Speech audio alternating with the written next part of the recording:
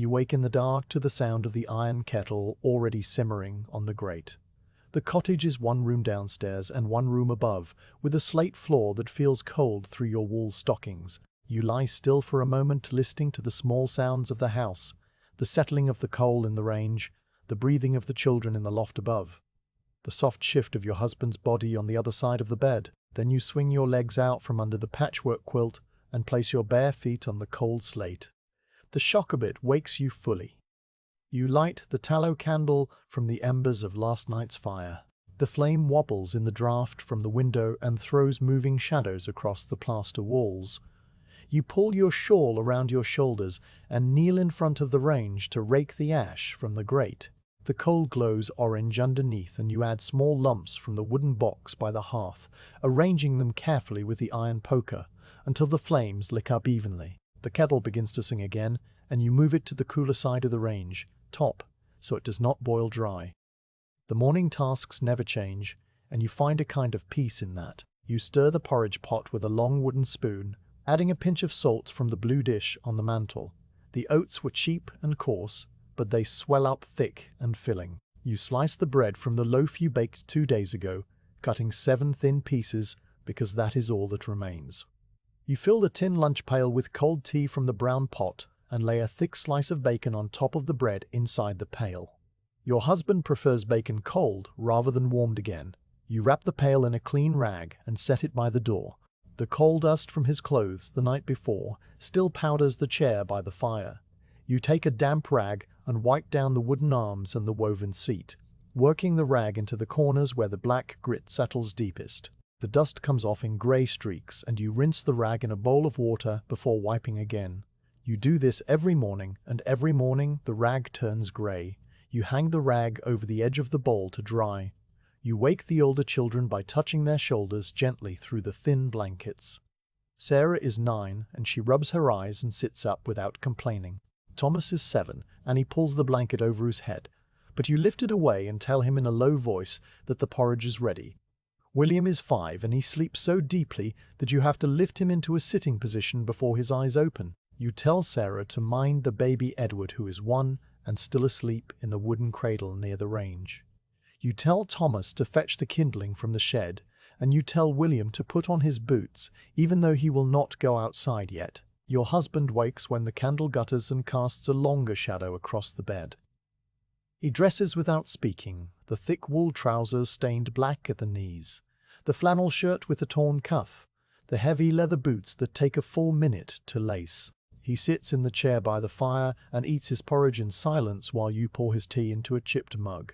He does not thank you, and you do not expect thanks. He is tired before the day begins. His hands rest on the table, and you notice the broken nail on his right thumb and the crusted cut on his knuckle from yesterday's work. You pack the lunch pail into his cloth bag, along with the tin water bottle. He pulls on his jacket and his cap and picks up his safety lamp from the hook by the door. The lamp is heavy and brass, and it clinks against the door frame as he steps outside. The pit siren sounds at 5:30, a low, continuous note that carries across the valley and echoes off the slag heaps. You stand at the door watching his lamp bob down the lane until it disappears into the mist. The other lamps from the other cottages move like slow fireflies toward the pit head. You watch until the last light fades, and then you close the door. The baby Edward wakes with a thin cry, and you lift him from the cradle. He is warm and heavy against your hip, and he smells of sleep and wool. You hold him with one arm while you pour the porridge into bowls for the children. Sarah sits at the table with William and Thomas, and they eat without talking much. You give Edward a spoonful of porridge from your own bowl, and he opens his mouth like a small bird. The fire crackles and the kettle ticks as it cools. Through the window you can see the grey light of dawn beginning to show behind the rows of cottages opposite. You wash the bowls in a basin of warm water with a piece of soft soap. The water turns cloudy, and you wipe each bowl dry with a cloth before stacking them on the shelf. Sarah carries the baby while you sweep the slate floor with a birch broom, pushing the dust and crumbs into a small pile near the hearth. You scoop the pile into the fire and watch it burn for a moment. The children play a quiet game with 2 wooden buttons on the hearthrug. You sit down to mend the torn cuff of your husband's shirt from yesterday, threading a needle with grey cotton and pushing the point through the thick flannel again and again.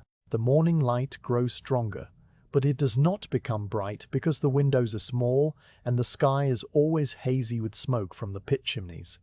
You finish the cuff and fold the shirt and set it on the chair.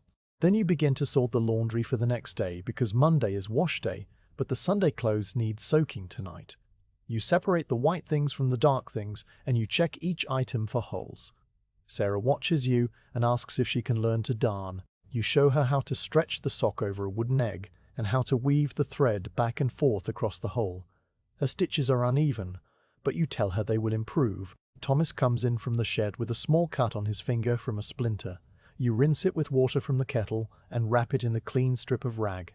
He does not cry. He goes back outside to help William gather coal dust from the pile behind a cottage. The dust is free from the pit, and you mix it with clay to make briquettes for the fire. You have done this every week for 10 years, and your hands are stained black in the creases no matter how hard you scrub. The morning passes slowly. You feed Edward again with a little bread soaked in warm water. You sweep the hearth again because the coal dust settles constantly. You check the stew pot that simmers on the range for dinner, and you add a handful of barley and a pinch of dried herbs from the muslin bag hanging near the chimney. The smell fills the cottage, and the children begin to ask when dinner will be ready. You tell them not until the shadow reaches the second crack in the floorboard. You sit by the window with your sewing, and you watch the women from the other cottages going about their own work. Margaret from 2 doors down carries a bucket to the well. The woman from the end cottage hangs a wet sheet on the line even though the air is damp. A boy drives a donkey cart loaded with firewood past the lane. None of this is unusual, and you do not stare. You simply notice it the way you notice the ticking of the clock on the mantel. The clock has a loud tick and a soft tock, and the two sounds alternate like a heartbeat. You think about the list of things to buy at the company shop tomorrow. Flour is low, and you need salt and tea. The baby has outgrown his booties, so you will need wool to knit a new pair. You count the coins in the china jar on the shelf. There is enough for the essentials, and perhaps a twist of treacle if the shopkeeper does not raise the prices again. You put the coins back and cover the jar with its lid. Edward falls asleep on your lap, and you hold him while you continue sewing. The needle moves in and out of the cloth, and the thread makes a soft pulling sound. Sarah reads aloud from a torn page of an old almanac, sounding out the long words slowly. Thomas and William argue quietly over a marble, and you separate them by giving each a turn to hold the marble for 5 minutes. The baby drools on your sleeve, and you wipe his chin with the edge of your apron. The afternoon stretches ahead with no events, and you are grateful for that. An event would mean something broken or someone hurt. You prefer the empty hours where nothing happens except the slow progress of the shadow across the floor and the gradual cooling of the stew and the steady rhythm of your own breathing. You rock the baby without thinking about anything in particular. Your mind drifts like the smoke from the chimney. You remember your own mother's kitchen, with its whitewashed walls and the smell of baking bread. But the memory is soft and distant, like a dream from last week. You put the baby in the cradle and stand up to stretch your back. Your shoulders ache from the sewing, and your knees ache from kneeling at the range. You pour a cup of cold tea from the brown pot and drink it standing by the window. The pithead frame is visible above the roofs of the cottages, a black skeleton against the grey sky. You cannot see the men, but you know they are underground in the dark, stooping and digging and loading coal into carts. You think about your husband's curved shoulders and his cough that never goes away. You finish the tea and put the cup on the shelf. You check the stew and add a little more water because it has thickened too much. You stir it slowly and watch the bubbles break on the surface. Sarah asks if she can set the table for dinner, and you tell her yes. She takes the plates from the shelf one by one and arranges them around the table. There are 5 plates, but only 4 of them match. The 5th is a different pattern with a blue flower in the center. You have had that plate since your wedding, and you do not remember where the other plates came from. You chop the last of the carrots into the stew, and you add a pinch of pepper from the tiny tin. The pepper is expensive, but it makes the stew taste like something other than boiled barley. You stir again, and then you sit down in the chair by the fire to rest for a few minutes. The heat from the range warms your face and your hands. You close your eyes, but you do not sleep because you are listening for the baby and for the children, and for the clock, and for the fire, and for the small creaks of the cottage settling. The light outside begins to fade earlier than it did last month. Winter is coming, and the days are shrinking. You light the tallow candle again, and put it on the mantel where it casts a small circle of light on the ceiling. The children sit on the hearthrug, and you tell them a story about a fox and a rabbit, the same story you told them last week. They do not mind the repetition. They like knowing what comes next. You tell the story in a low monotone, and by the end, William is nearly asleep against Sarah's shoulder. You lift William and carry him up the narrow stairs to the loft. The loft has a low ceiling, and you bend your head to avoid the beams. You lay him on the straw mattress beside Thomas, and you pull the quilt up to his chin. Thomas is already asleep with his mouth open. You go back down for the baby, and you carry Edward up and put him in the wooden crib that Sarah will sleep beside. Sarah comes up by herself and curls up on her own mattress without being told. You stand at the top of the stairs for a moment, listening to their breathing. 4 small bodies rising and falling in the dark. You go back down. You bank the fire for the night by covering the coals with ash and small cinders. The range will stay warm until morning, but it will not be hot. You put the stew pot on the cooler side and cover it with its lid. You wash your hands in the basin and dry them on your apron. You sit in the chair by the cold window, and you wait for the pit siren. It will sound at 4:30. You have an hour to wait. You take up your sewing again, and you push the needle through the cloth, 1 stitch at a time. The clock ticks. The fire settles. The wind moves the mist outside, but you cannot see the mist because the window is dark now. You think about nothing. You let your mind go empty like a bucket drained of water. The needle moves. The thread pulls. The cloth becomes a patch on a knee or a cuff or a sleeve. You do not know which because you are not looking at the cloth anymore. You are looking at the flame of the candle and the way it flickers and steadies and flickers again. The time passes without your noticing it. Then the siren sounds, low and long, and you stand up to put the kettle on for his bath. Monday is wash day, but every day involves washing of some kind because the coal dust gets into everything and does not leave. You wake with the memory of yesterday's grey water still in your hands, and you know that today you will carry more buckets and scrub more cloth and watch the steam rise from the copper boiler until your eyes feel dry. You light the fire earlier than usual, adding extra coal to make the range hot enough for boiling. The kettle goes on first, and while it heats you gather the clothes from the basket behind the door, the shirts and trousers blackened from the pit, the children's underclothes grey from wear, the cloth diapers that need the hottest water of all. You carry the first bucket to the well behind the row of cottages. The handle is cold and wet, and the rope squeaks as you turn the windlass.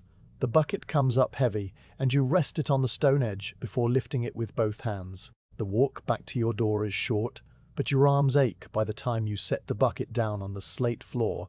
You make 3 trips before the copper boiler is full enough. The boiler sits over the fire on a cast iron stand, and you feed more coal into the grate to bring the water to a rolling boil. While it heats, you add soda crystals from the paper bag on the shelf, a handful for each gallon of water, and the crystals fizz and dissolve in the steam.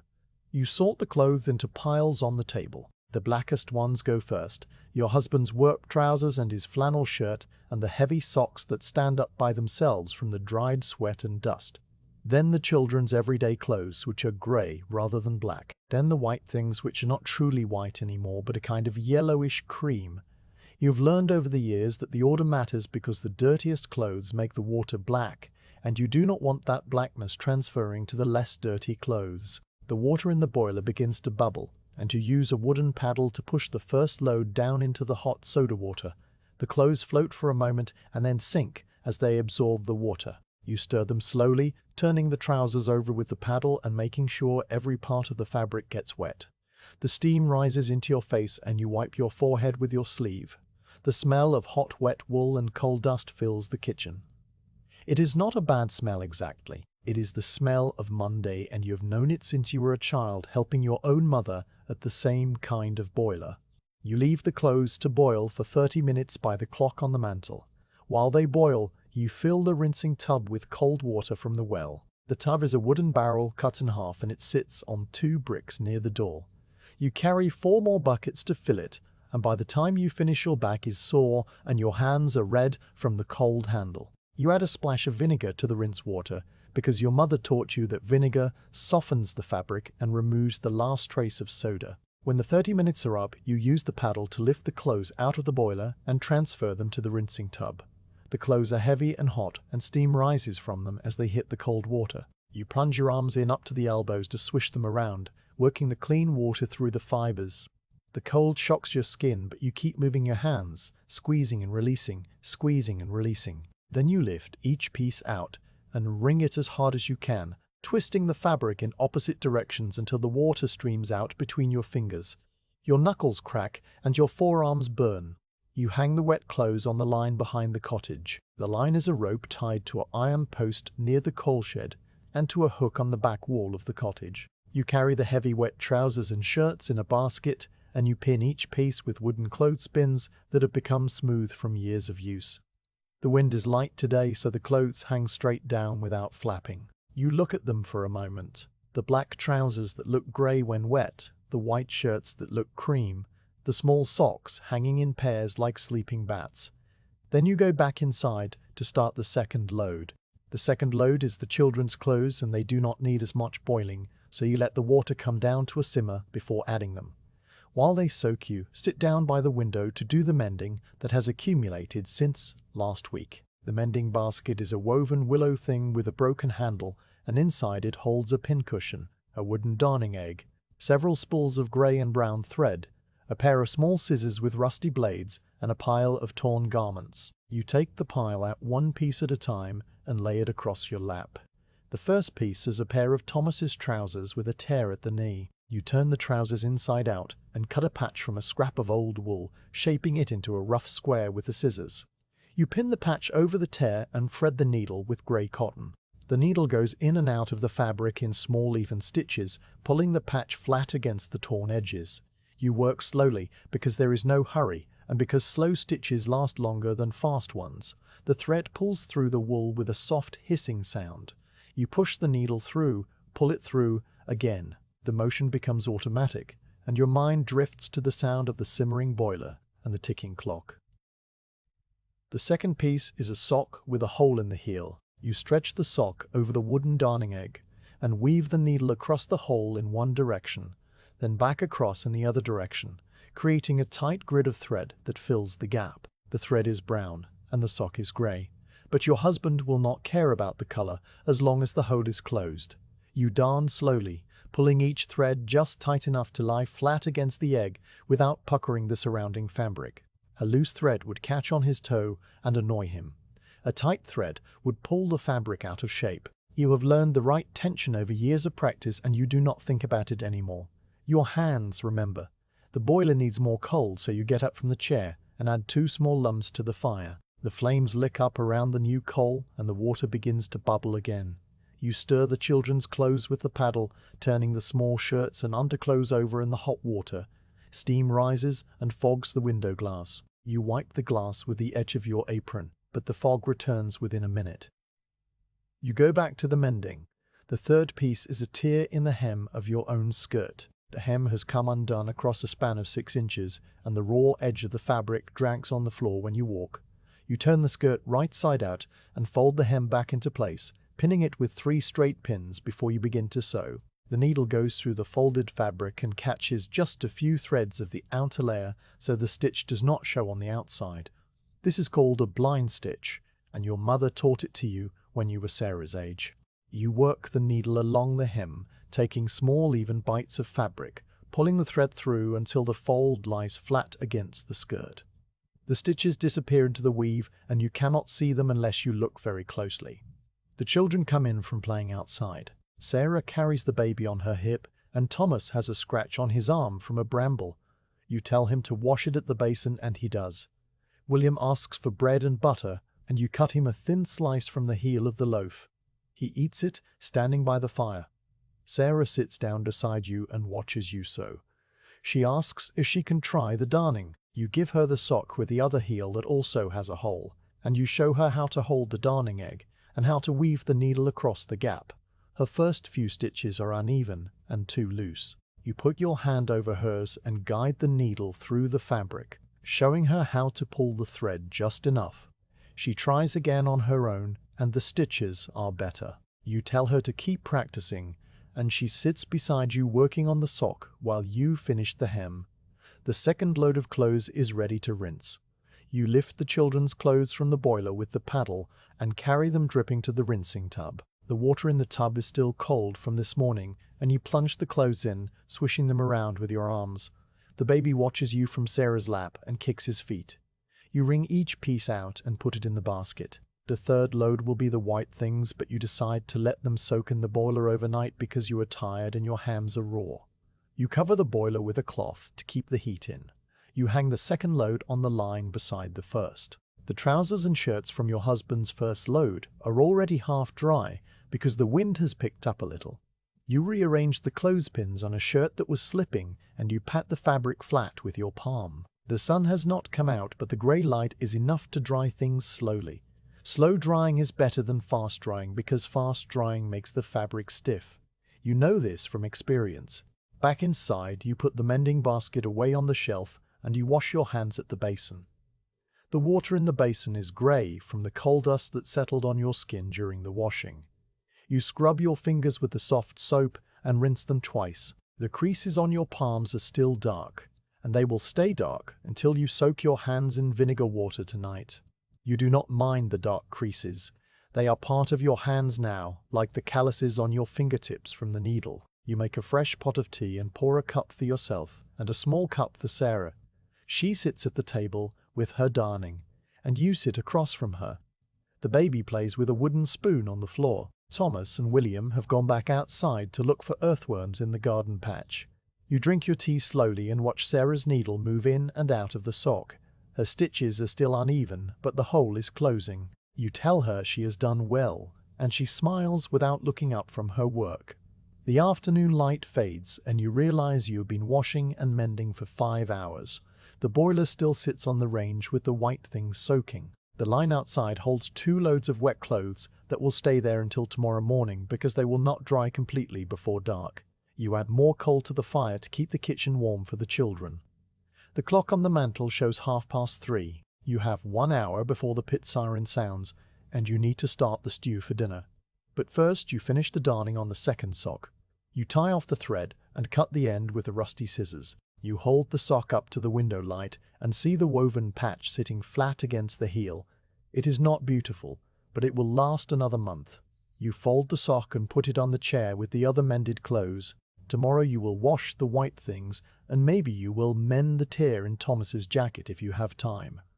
For now, you sit back in the chair and close your eyes for 5 minutes. The fire crackles. The baby coos. The clock ticks. Your hands rest in your lap, red and wrinkled from the water, and you let them rest because tomorrow they will be red and wrinkled again. You have 5 children, though. One of them does not live with you anymore, because she died of the croup at 18 months, and you do not speak of her often. But you think of her sometimes when the baby coughs, or when you see a small grave in the chapel yard. The living children are Sarah, who is 9, and Thomas, who is 7, and William, who is 5, and Edward, who is 1. And just learning to stand by, holding on to the edge of the table, they fill the cottage with small sounds and small movements, and the work of caring for them never ends. But it is not loud work because you have taught them to be quiet, and they have learned that loud voices make your head ache. Sarah is the oldest, and she acts like a second mother, even though you try not to let her carry too much of the burden. She wakes when you wake, and she dresses herself without help, pulling her grey dress over her head and buttoning the back as far as she can reach, before asking you to do the top 2 buttons. She combs her hair with the wooden comb and ties it back with a piece of brown ribbon that has frayed at the edges. Her hands are already chapped from helping with the washing, and her nails are always rimmed with a thin line of grey, no matter how much she scrubs. She watches you at the range and the boiler and the washboard, and she imitates your movements when she thinks you are not looking. You see her stirring an empty pot with a wooden spoon, and you feel a weight in your chest that you do not name. Thomas is 7, and he has the thin, wiry body of a child who does not get enough to eat, but who never stops moving. He runs everywhere, even when there is no reason to run. He runs from the door to the shed, and from the shed to the well, and from the well back to the door. He asks questions constantly, but he does not wait for answers because he is already asking the next question. Why does the kettle sing? And why do the bubbles come up from the bottom? And why is the sky grey? And why does the coal make black dust? And why do you have to boil the clothes? You answer some of his questions with short, flat sentences, and you let the other questions drift away like smoke. He helps you fetch coal from the shed, and he is strong enough now to carry 2 small lumps in each hand. His knees are always scraped, and his shirt always has a new tear in it somewhere. William is 5 and he is slower and calmer than Thomas. He likes to sit by the fire with a handful of pebbles that he arranges in rows on the hearth. He sorts them by size and then by color and then by shape, and then he starts over again. He does not like loud noises or sudden movements, and he cries when Thomas runs past him too fast. He follows you around the cottage like a small shadow, and when you sit down to mend, he climbs into your lap without asking. He still sucks his thumb at night, and you have not tried to stop him because it is the only way he falls asleep. His hair is the color of straw, and his eyes are the color of the winter sky, and he looks more like your husband than the other children do. Edward is 1, and he is crawling now with a kind of determined slowness that gets him from the hearth to the door in about 5 minutes. He pulls himself up on the legs of the table and he stands there wobbling until his knees give out and he falls onto his padded bottom. He does not cry when he falls because he has fallen so many times that he is used to it. He has 4 teeth and he uses them to bite everything including the wooden spoon and the edge of the table, and once your finger when you were not paying attention. He is still nursing because you cannot afford cow's milk and the baby needs something besides porridge. You feed him in the morning and in the evening, and sometimes in the middle of the night when he wakes up crying. He sleeps in the wooden cradle near the range, and you check on him every time you cross the room. The baby who died was named Mary, and she was born between William and Edward. She was a quiet baby who slept through the night from the beginning, and you thought that meant she was easy. But the doctor said it meant she was weak. She caught the croup in the winter, when the damp seeps through the walls, and nothing you did could stop the coughing. You held her for 2 days and 2 nights, and then she stopped breathing in your arms. Your husband dug the grave himself, because he did not want to pay the sexton. You do not talk about Mary, but you feel her absence like a small cold spot in the corner of the cottage. Sometimes Sarah asks about the baby who went to heaven, and you give her a short answer and change the subject. The children eat porridge for breakfast and porridge for dinner most days because meat is expensive, and you save it for your husband who needs the strength for the pit. You add a little dripping to the porridge to give it flavor, and the children eat it without complaining because they do not remember ever eating anything different. On Saturdays you make a stew with a small piece of bacon, and the children fight over who gets the largest piece of fat. You have learned to cut the bacon into 7 equal pieces before putting it into the pot, so there is nothing to fight about. You teach Sarah to sew because she needs to learn and because you need help with the mending. She sits beside you at the window and you show her to thread the needle by wetting the end of the thread with her tongue. She learns quickly and her stitches improve each week. She can now darn a small hole in a sock without your help, and she has sewn 2 patches onto Thomas's trousers. The patches are crooked and the thread is too loose in some places, but the holes are covered, and that is what matters. You tell her that she will make a good wife someday, and she asks if she has to get married, and you say that most women do, and she says she would rather live alone with a cat. You do not argue with her. Thomas helps you with the coal and the kindling and the water buckets. He can carry a half-full bucket without spilling too much, and he knows how to stack the kindling in the box so it does not fall over. You send him to the well when your arms are too tired to make another trip, and he comes back with the bucket bumping against his shins and water sloshing over the rim. He sets the bucket down with a grunt and wipes his nose on his sleeve. He is proud of being strong, and you tell him that he is a good helper because you know that praise costs nothing and it makes him try harder. William does not help much because he is too small and too dreamy, but he keeps the baby entertained while he works. He sits on the floor with Edward and shows him the pebbles, and lets Edward put one in his mouth before you take it away. He talks to Edward in a soft sing-song voice that you cannot quite understand, but that seems to calm the baby. He is patient in a way that the other children are not, and you think he might become a minister or a shepherd or something else that requires sitting still for long periods. You do not say this to anyone because you do not want to raise expectations. The children fight sometimes because all children fight, and living in one room with 5 people makes small irritations grow into larger ones. Thomas takes William's pebble and William cries, and you tell Thomas to give it back. Sarah wants to hold the baby, but the baby wants to crawl and she holds him anyway and he screams until you take him from her. Thomas pokes William with a stick, and William bites Thomas on the arm, and then both of them are crying and you have to wash the bite mark with vinegar water.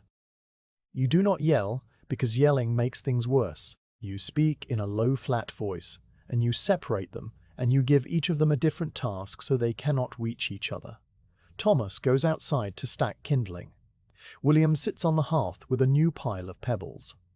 Sarah reads aloud from the almanac. The baby plays with the wooden spoon.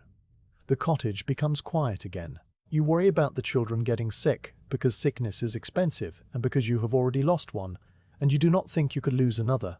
You watch for the signs: a cough that lasts more than a week, a fever that does not break, a rash that spreads across the chest. You keep a jar of honey on the shelf for sore throats and a bag of dried elderflowers for fever tea and a small bottle of camphor oil that Margaret gave you for the croup. You have used the camphor oil 3 times since Mary died, and each time the child recovered. You tell yourself that the oil works, but you do not truly know. You just know that you have to do something when a child is sick, and the oil is something to do. The children have no toys except the wooden buttons and the pebbles and a rag doll that Sarah made from a scrap of old sheet. The doll has no face because you told Sarah that a face would make it too real, and she might cry when it got lost. She carries the doll everywhere and talks to it in a low whisper. Thomas has a marble that he found in the lane, and he guards it with a jealousy that surprises you. William has his pebbles and he would not trade them for any marble in the world. The baby has the wooden spoon, and he bangs it against the floor and against the table leg and against his own head until you take it away. You put the children to bed at the same time every night when the light outside is gone and the fire is banked. Sarah goes up first with the candle, and she lights the small lamp in the loft. Thomas and William follow her, and they argue quietly about who gets to sleep closest to the wall. You carry Edward up and lay him in the wooden crib that you moved from your bedside to the loft last month because he is too big for the cradle downstairs. You stand at the top of the stairs and listen to them settle. William sucks his thumb. Thomas talks to himself. Sarah hums a hymn that she learned at chapel. Edward makes small grunting sounds as he pushes himself into a comfortable position. The sounds blend together into a soft hum that rises and falls like the wind outside. You go back down, and you sit in the chair by the cold window, and you think about the children and the work and the days ahead. You think about Sarah's hands and how they look like your own hands. You think about Thomas running, and how he will probably work in the pit when he is old enough because there is nothing else for boys in this village. You think about William and his pebbles, and whether he will always be slow and dreamy, or whether he will grow out of it. You think about Edward learning to walk, and how he will fall 100 more times before he learns to stay upright. You think about Mary in the chapel yard, and you wonder if she would have had Sarah's patience or Thomas's energy or William's calm. You do not let yourself think these thoughts for very long, because they lead nowhere, and the work is waiting. You get up from the chair, and you add coal to the fire, and you stir the stew that is cooking for tomorrow. The children are asleep above you, and the cottage is quiet, except for the clock and the fire and the wind. You sit down again with the mending, and you push the needle through the cloth one more time. The thread pulls through, and the hole closes, and you start another stitch, and another, until the candle burns low, and you have to go to bed.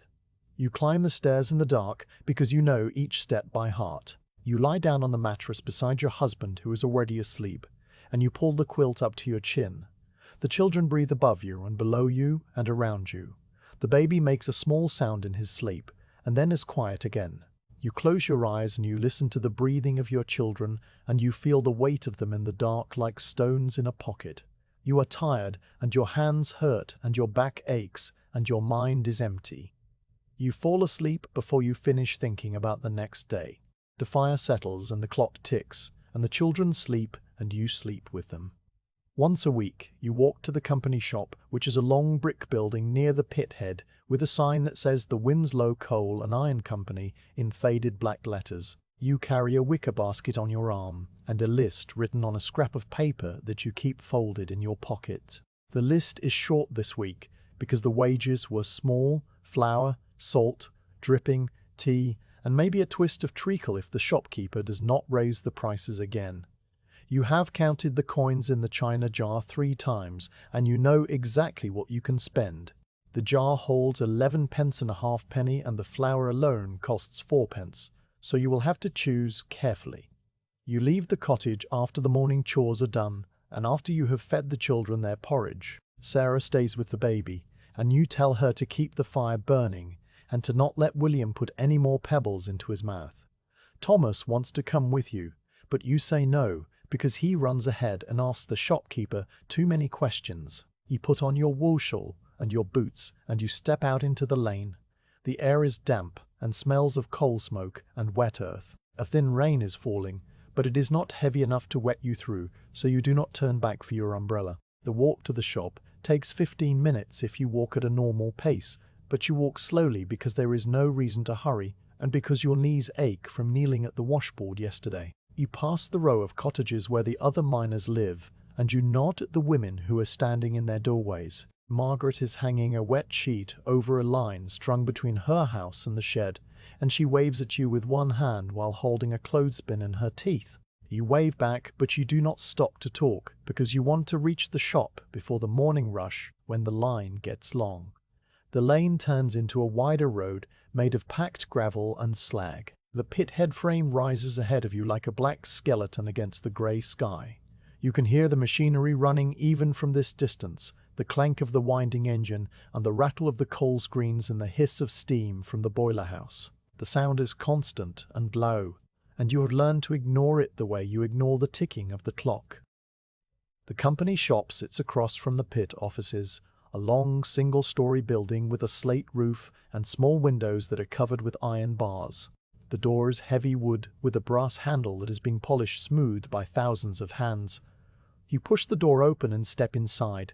The air is warmer than outside and smells of dry goods and paraffin and old wood.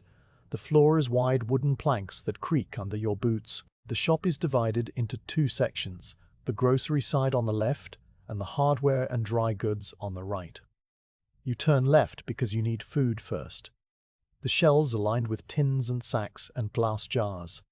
A large brass scale sits on the counter with weights stacked beside it. Mr. Hardwick stands behind the counter in his brown apron and his wire-rimmed spectacles. He is a thin man with grey hair and a small moustache, and he speaks slowly as if each word costs him something. You wait in line behind 2 other women from the village.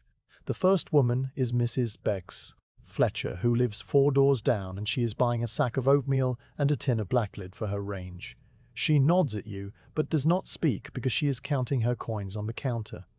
The second woman is a young bride named Mrs. Garney Cooper, who has only been married for 6 months and still looks surprised by everything. She buys a small bag of sugar and a twist of tea, and she pays without checking her change. You think she will learn to check her change after a few more visits. Mr. Masty Hardwick looks at you over his spectacles and says your husband's name is a question. You say yes, and you unfold your list and lay it on the counter.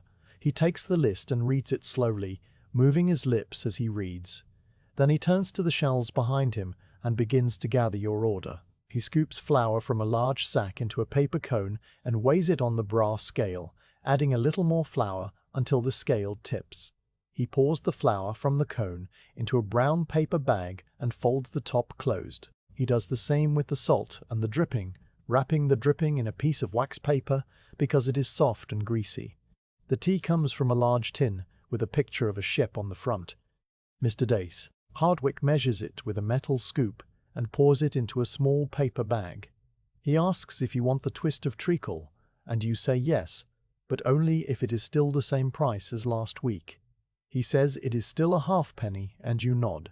He takes a small stone jar from the shelf and fills it from a barrel of treacle using a long-handled ladle. The treacle is thick and dark, and it flows slowly off the ladle like cold honey. He wipes the rim of the jar with his finger and puts a wax paper disc over the top before screwing on the lid. He adds up the prices on a piece of slate with a piece of chalk. You watch his hand move across the slate. Flour 4p, salt 3 halfpence, stripping 2p, tea 4p, treacle a halfpence, treacle a halfpenny. The total is 11 pence and a halfpenny, which is exactly what you have. You wonder if he added the prices correctly, or if he knows exactly how much money you brought. You do not question him because questioning the shopkeeper can lead to trouble, and trouble can lead to being put on the company blacklist, which means you would have nowhere else to buy food for miles. You open your purse and count out the coins onto the counter, 2 sixpences which make a shilling, but you need change of a halfpenny. Mr. Hardwick takes the 2 sixpences and gives you back a halfpenny and a farthing, and you know the farthing is too much, but you put it in your purse without saying anything because the farthing is small and you can use it next week. You put the packages into your wicker basket and you turn to leave. Mr. Packages into your wicker basket. Hardwick says, "Good day" to you in the same flat voice he uses for everyone, and you say, "Good day" back without looking at him. You step out of the shop into the damp air, and you stand for a moment on the wooden step to adjust the basket on your arm.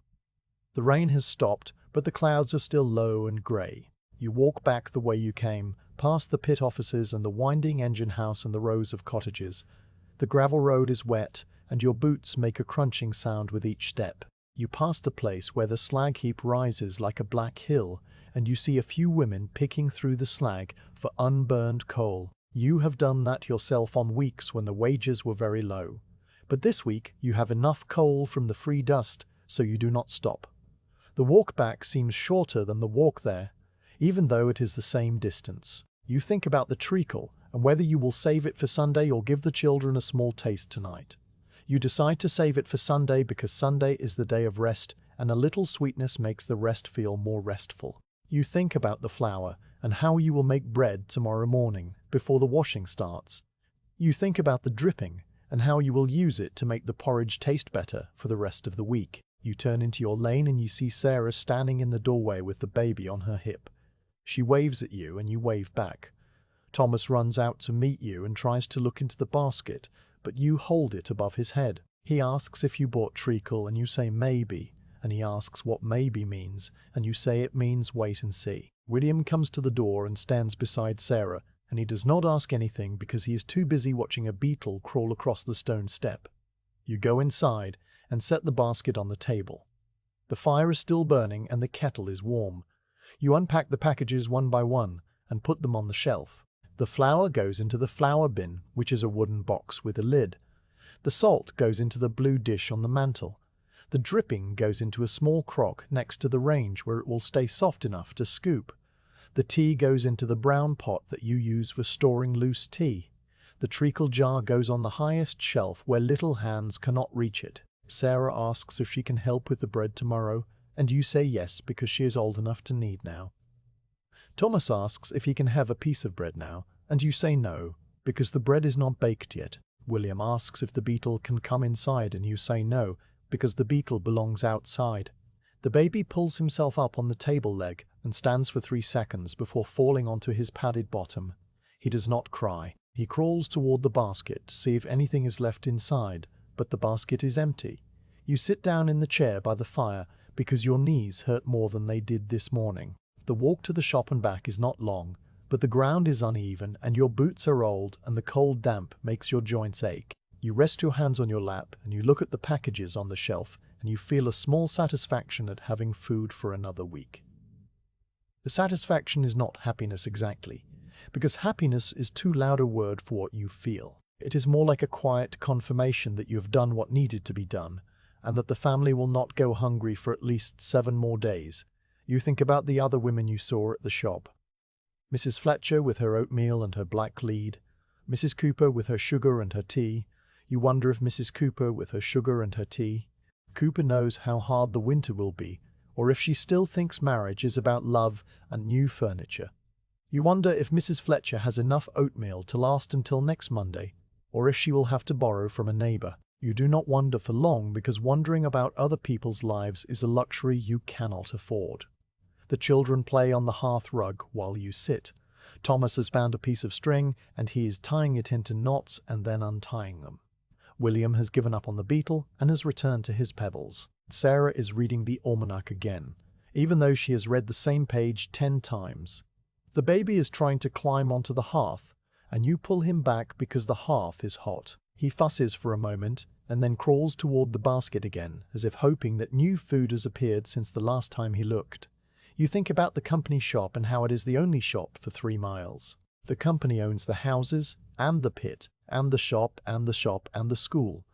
The miners are paid in company scrip sometimes instead of real money, and the scrip can only be spent at the company shop. Your husband brings home real coins most weeks, but sometimes the manager pays in scrip, and you have no choice but to spend it at Mr. Hardwick's counter. You do not like the scrip because the prices at the shop are higher than they would be at a regular shop, but there is no regular shop within walking distance, and you cannot afford the wagon fare to the next town. You remember the first time you went to the company shop as a bride. You were 18 years old, and you did not know how to budget or how to check the weights on the scale. You bought too much sugar and not enough flour, and you ran out of bread before the end of the week. Your husband did not yell at you because he does not yell, but he ate his porridge without dripping for 3 days, and you heard his stomach growling at night. You learned quickly after that. You learned to count every farthing and to make the flour last and to never buy anything that was not on your list.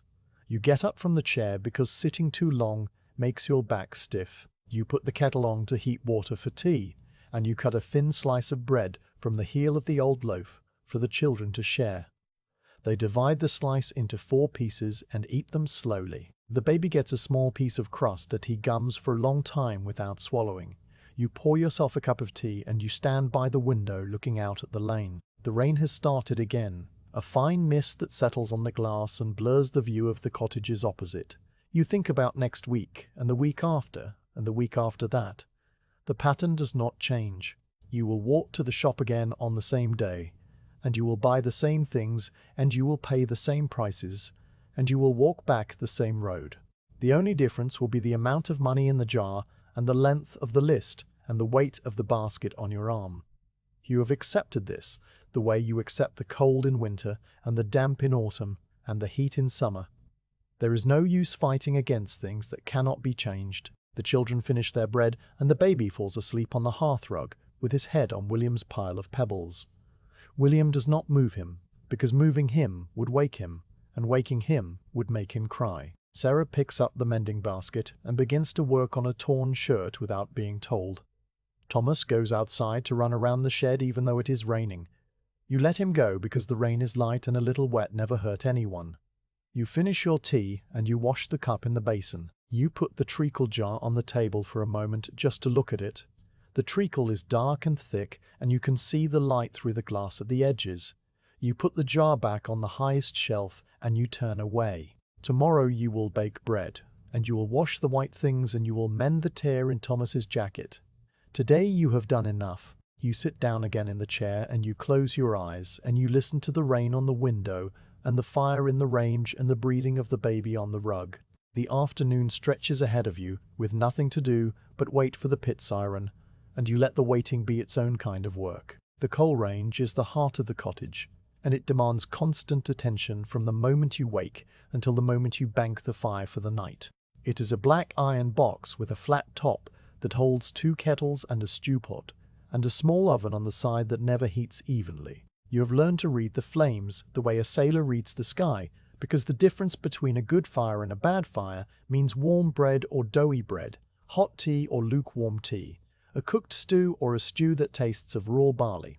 The range was old when you moved into this cottage, and it will still be old when you leave, and you have polished its surface so many times that the iron has become smooth as glass in the places where your rag passes most often. You light the fire every morning before the sun is up, because the cottage is cold and the kettle needs to boil and the porridge needs to cook before your husband leaves for the pit. You kneel on the slate hearth, and you rake out the ash from the night before, pulling the metal tray from beneath the grate and carrying it to the bucket by the door. The ash is grey and fine, and it puffs into the air if you move too quickly, so you move slowly, tilting the tray with care.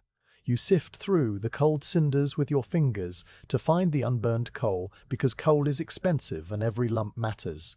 The unburned cinders go back into the coal box, and the ash goes into the bucket, and the bucket goes outside to be spread on the garden path, where it keeps the mud from sticking to your boots. You lay the new fire with kindling first, small sticks of dry wood that you split yourself from the scraps behind the shed.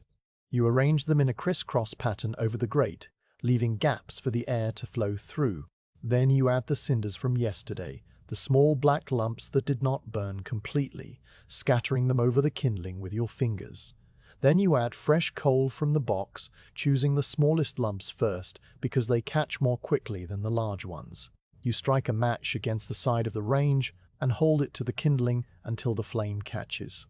The wood pops and crackles, and the smoke rises up through the coal and out through the flue. You watch the fire for a few minutes to make sure it does not go out, because a fire that dies in the first hour means you have to start over, and you have lost the heat and the time.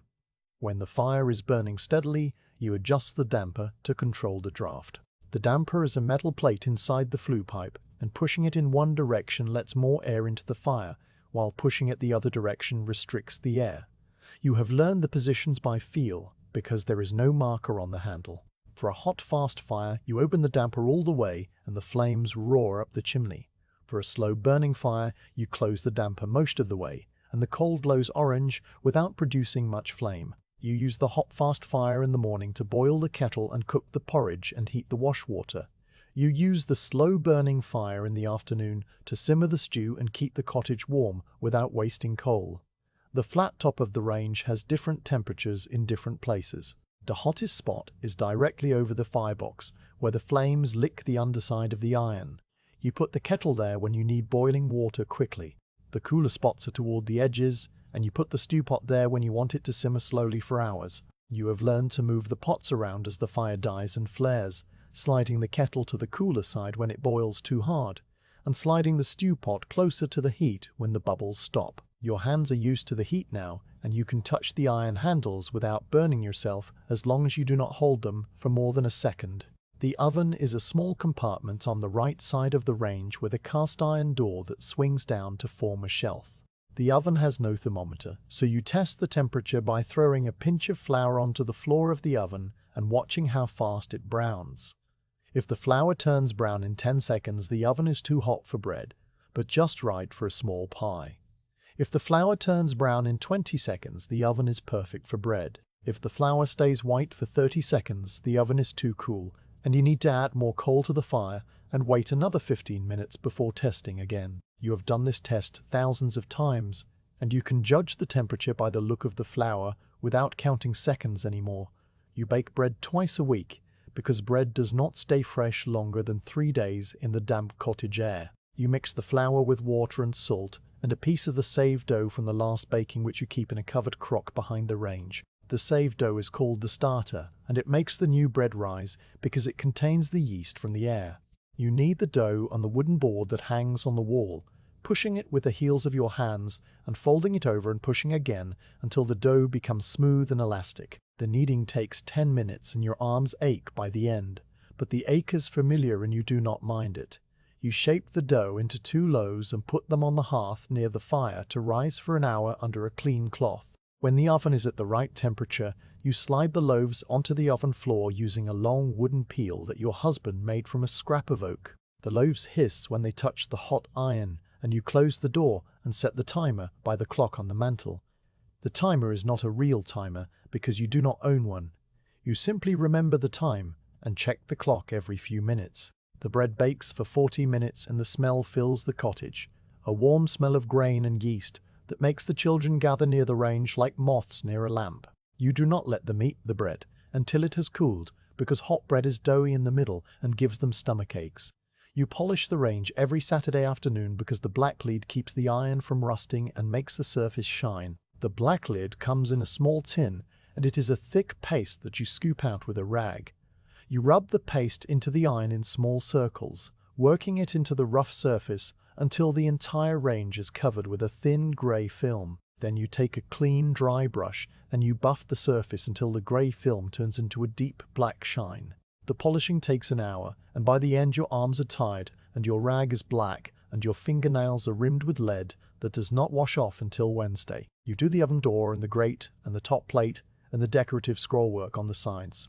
You do not polish the parts that are hidden behind the pots because nobody sees them, but you polish them anyway, because a job done halfway is a job not. The range makes the cottage warm in the winter and unbearably hot in the summer. In July, you keep the fire as low as possible, cooking only in the early morning and the late evening when the air is cooler. You open the door and the window to let the heat escape. But the heat comes from the range itself and there is no escape from it. You stand over the fire, stirring the stew, and the sweat runs down your face and drips from your chin onto the front of your dress. You wipe your forehead with your sleeve and you keep stirring because the stew will not cook itself. The children sleep on the floor near the door where the draft comes in, and they do not use blankets in the summer because the blanket would make them sweat. In the winter, you keep the fire burning day and night because the cottage has no other source of heat, and the walls are thin and the wind finds every crack. You feed the range every 2 hours during the day and every 3 hours during the night because a fire that goes out in January takes an hour to relight and the cottage becomes freezing cold in that hour. You wake automatically in the dark, your body knowing when the fire needs more coal, even before you open your eyes. You stumble down the stairs in your bare feet, and you add 2 lumps of coal to the grate, and you poke the fire with the iron rod to bring the flames up. Then you go back to bed, and you lie awake for a few minutes listening to the fire catch and crackle before you fall asleep again. You do this 3 times every winter night, and you have done it for 10 years, and your body no longer notices the interruption. The range also heats the water for washing and bathing. A copper boiler sits on the back of the range, a cylindrical tank with a lid that holds about 6 gallons of water. You fill the boiler every morning, and the heat from the range keeps the water hot throughout the day. When you need more hot water than the boiler, you put the kettle on the front of the range and wait for it to boil. The kettle holds 2 gallons, and it takes 20 minutes to come to a rolling boil from a cold start. You have learned to plan your water usage so you are not waiting for the kettle when you need the water now. You fill the boiler at night before you go to bed so the water is warm when you wake in the morning. You fill the kettle in the morning after you use it, so it is ready for the next time. You have learned to cook almost everything on the range because you have no other cooking surface. You boil potatoes in a large pot on the hottest part of the top. You fry bacon in a cast iron skillet that sits over the open firebox when you remove one of the top plates. You roast a small piece of meat in the oven on Sundays when you can afford it. You make puddings in a cloth bag that hangs inside a pot of simmering water. You make soup in the big iron pot that stays on the range for days at a time, growing thicker and darker as you add more vegetables and water. The soup pot never goes empty because you pour the leftovers from each meal into it, and you add fresh water and a handful of barley, and the soup continues forever, like the fire itself. The range makes a sound like breathing when the fire is burning well. The air moves through the damper and the flue and the gaps around the oven door, creating a low rushing noise that rises and falls with the wind outside. You've listened to this sound for so many hours that you no longer hear it unless you listen on purpose. But sometimes in the middle of the night when you cannot sleep, you sit by the range and you listen to its breathing and you find a strange comfort in the sound of something that never stops. Something that asks for nothing except coal and air and gives back heat and light and the means to feed your family. You run your hand over the smooth black surface and you feel the warmth coming through the iron, and you think that the range is the closest thing to a friend that you have in this cottage besides the children. You clean the ash pan every evening before you bank the fire for the night. The ash pan is a shallow metal tray that slides under the grate to catch the falling ash. You pull it out slowly because hot ash can still burn your fingers if you are not careful. You carry the tray to the bucket and tip the ash into it, watching the grey powder fall in a soft cloud. A few embers glow orange in the ash, and you pick them out with the tongs and put them back into the fire because an ember is still coal, and coal is money. You slide the empty ash pan back under the grate, and you close the damper part way so the fire will burn slowly through the night. You add one last lump of coal and you poke it into the embers and you watch the flame catch around its edges. You sit by the range in the evening after the children are in bed and your husband is asleep in the chair. The fire glows orange through the gaps in the grate, and the light flickers on the walls and the ceiling. You hold your hands out toward the heat, and you feel the warmth sink into your palms and your fingers. Your hands are cracked and red, and the knuckles are thick from the washboard and the needle and the cold water. The warmth does not heal them, but it makes them feel less like strangers attached to your wrists. You turn your hands over and warm the palms, and then the backs of your hands, and then the palms again. The fire crackles and a spark jumps onto the hearth, and you press it out with the sole of your boot. You think about the range and how it will outlive you. It has been in this cottage since before you were born, and it will be here after you are gone. Some other woman will kneel on this same hearth and rake the same ash and polish the same iron. She will test the oven with flour and move the pots from hot to cool and wake in the night to add coal to the fire. You do not know her name and you will never meet her, but you share this range with her across the years. You run your hand over the smooth black surface one more time and then you stand up and you bank the fire for the night and you go up the stairs to bed. The range breathes behind you in the dark and the sound follows you up the stairs and into your dreams. The afternoon siren blows at 4:30, meaning the shift is over and the men will soon begin to emerge from the pit head. You put the kettle on the hottest part of the range and you set the table with the same chipped plates and bent forks that you have used every evening for 10 years. The plates are white with blue flowers on the rim, though the flowers have faded on most of them, and one plate has a crack running from the edge to the center. But it still holds food as long as you do not put anything too wet on it. You put the forks on the right side of each plate and the knives on the left and the spoons above the plates, because that is how your mother taught you and you have never seen a reason to change. Then you wait. The wait is the longest part of the day, because there is nothing to do except sit and listen and watch the light fade from the window.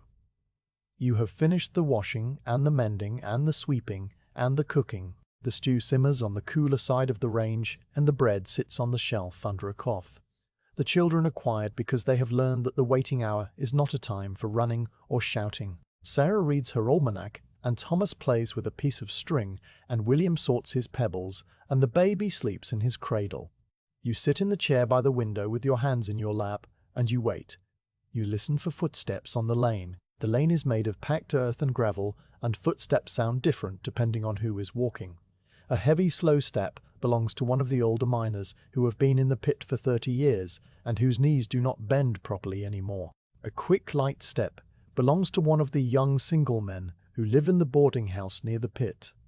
A group of footsteps together means the men are walking home in a cluster, talking about the day or not talking at all. You know the sound of your husband's step because he drags his left foot slightly from an old injury and he walks at a steady pace that does not speed up or slow down. You can hear him from the end of the lane if the wind is right, and you can tell how tired he is by the weight of his step on the gravel. Sometimes the men come home quickly within 15 minutes of the siren because the pit is working well and the cages are running on time. Sometimes they are late because of a problem underground, a broken rope or a flooded gallery or a roof that needs propping before the men can leave. The waiting stretches into an hour or two and the kettle boils and you take it off the heat and put it back on and take it off again. You do not allow yourself to imagine accidents because imagining accidents does not prevent them and it only makes your stomach tight. Instead, you count the stitches in your knitting if you have knitting to do, or you recite the words to a hymn you learned as a girl, or you watch the dust motes drift through the light from the window. The hymn you recite most often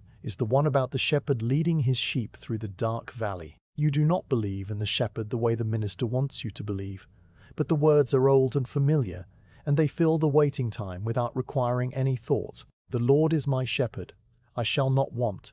He maketh me to lie down in green pastures. He leadeth me beside the still waters. You say the words inside your head, moving your lips slightly, and you repeat them until the footsteps come. The repetition calms you the way rocking calms the baby, because it gives your mind something to hold on to while the rest of you waits. Sometimes you look out the window at the lane and you watch the other wives waiting in their own doorways. Margaret stands in her doorway with her arms crossed and her eyes fixed on the pit head frame in the distance. The woman from the end cottage sits on her stone step with her chin in her hands. A younger wife paces back and forth in front of her door because she has not learned yet that pacing does not bring the men home faster.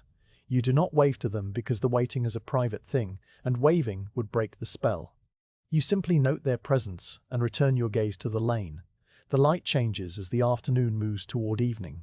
The grey sky becomes darker, grey, and the shadows lengthen across the lane. The lamplighter comes down the lane with his long pole and lights the gas lamps one by one.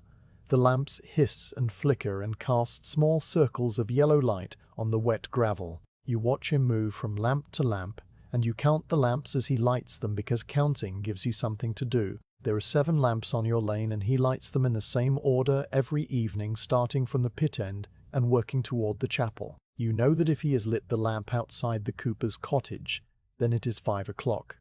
And if he has lit the lamp outside the Fletcher cottage, then it is 10 minutes past 5. Your husband is later than usual today. The siren sounded at 4:30, and now the lamplighter has passed the Fletcher cottage and is walking toward the chapel. That means it is nearly 20 past 5. The stew has been simmering for an extra hour and the bread is no longer warm. You have taken the kettle off the range 3 times and put it back on twice. The children have stopped their quiet playing and are looking at you with the expression that means they are hungry and they are worried and they do not want to say either thing out loud. You tell Sarah to set the baby on the hearthrug and to come help you stir the stew. You give her the wooden spoon and you stand behind her with your hand over hers, and you show her how to stir without scraping the bottom of the pot. The stew is thick and dark and the smell fills the cottage. Thomas asks if his father is coming home soon, and you say yes because you do not know any other answer to give him. William asks if he can have a piece of bread now, and you say no, because the bread is for dinner, and dinner is when his father is here to eat it. You stand at the window with your hand on the cold glass. The lane is empty now, because the other wives have gone back inside with their husbands. The lamps blow yellow and the mist is beginning to rise from the damp ground. You watch the pit head frame in the distance, and you see that the winding wheel is still turning slowly, which means the cages are still bringing men up from underground. The wheel turns and stops and turns again, and each time it stops you think that might be the last cage, and then it turns again. You have waited like this 100 times before, and you will wait like this 100 times again. The waiting does not get easier, but it does not get harder either. It simply becomes a part of the day, like the morning fire and the afternoon washing and the evening meal. You have learned to let the waiting exist without fighting it, because fighting makes the minutes longer and the silence louder. You stand still and you breathe slowly and you keep your eyes on the lane. Then you hear it. A footstep at the end of the lane. A steady step with a slight drag on the left foot. The step is slower than usual, but it is his step and you know it. You feel a quiet relief that you do not show, because showing relief would mean you had been afraid and you do not want the children to know that you were afraid. You turn from the window and you tell Sarah to put the kettle back on the range, and you tell Thomas to wipe his hands, and you tell William to put his pebbles away. The baby wakes up and starts to fuss, but you pick him up and hold him on your hip, while you check the stew one more time. The footsteps come closer. He passes the Fletcher cottage and the Cooper cottage and the empty cottage where the widow used to live before she moved to her daughter's house. He passes the lamp outside Margaret's door, and Margaret says something to him that you cannot hear. He nods and keeps walking. You can see his shape now in the dim light, a small man with rounded shoulders and a cap pulled low over his forehead. He carries his safety lamp in one hand and his lunch pail in the other, and his boots leave deep prints in the wet gravel. He reaches your door and he stops. He does not knock because it is his house, and he does not need to knock. He opens the door and steps inside. The coal dust rises from his clothes in a small cloud, and the warm air from the range meets the cold air from outside. And for a moment the cottage feels different, fuller, as if the walls have expanded to make room for him. He sets his lamp on the hook and his lunch pail on the floor, and he looks at you with tired eyes. He does not say anything about being late. He does not say anything about the pit. He simply nods and sits down in the chair by the fire and begins to unlace his boots. You put the baby down and you pour the kettle water into the basin for him to wash his hands and face. The water is hot and you add a little cold from the bucket to make it warm. You hand him the piece of soap and the towel, and you turn away to give him privacy, even though you have seen his hands 1,000 times. He washes slowly, scrubbing the black dust from his knuckles and from the creases in his palms and from under his fingernails. The water turns grey and then black, and he pours it into the bucket by the door, and he will throw it out later. You dish the stew into the bowls, and Sarah carries them to the table one by one. You cut the bread into thick slices, and you put the slices on a plate in the center of the table. Your husband sits down at the head of the table, and the children sit around him, and you sit at the other end, where you can reach the stew pot for second helpings. Nobody speaks for the first few minutes because everyone is hungry and the stew is hot and the bread is good even though it is no longer warm. The baby eats small pieces of bread from your fingers, and you spoon a little of the stew broth into his mouth. Your husband eats slowly because he is tired and because his jaw hurts from clenching his teeth during the long shift. You watch him from the corner of your eye without staring. His face is black around the eyes and the mouth where the dust has settled into the wrinkles. The clean parts of his face are pale and thin, and you can see the bones under the skin. He finishes one bowl of stew and you offer him a second bowl, and he takes it without thanks, because thanks are not part of the language between you. You understand this. The thanks is in the fact that he came home, and the fact that you had the stew ready, and the fact that the children are fed, and the fire is burning, and the night is not as cold as it could be. After dinner, he sits in the chair by the fire, and you bring him a cup of tea. He drinks it slowly, and then he closes his eyes. The children know not to bother him when his eyes are closed, because his eyes closed means he is resting, and resting means he will be able to work tomorrow. You clear the table, and wash the bowls, and put them on the shelf. Sarah helps you without being asked, and Thomas brings the kindling box in from outside, because the night air is damp, and the kindling will dry better by the fire. You sit down in the other chair, and you take up your mending. The clock ticks, and the fire crackles, and your husband breathes slowly in his sleep. The children play quietly on the hearth rug, and the baby crawls from the rug to your feet and back to the rug.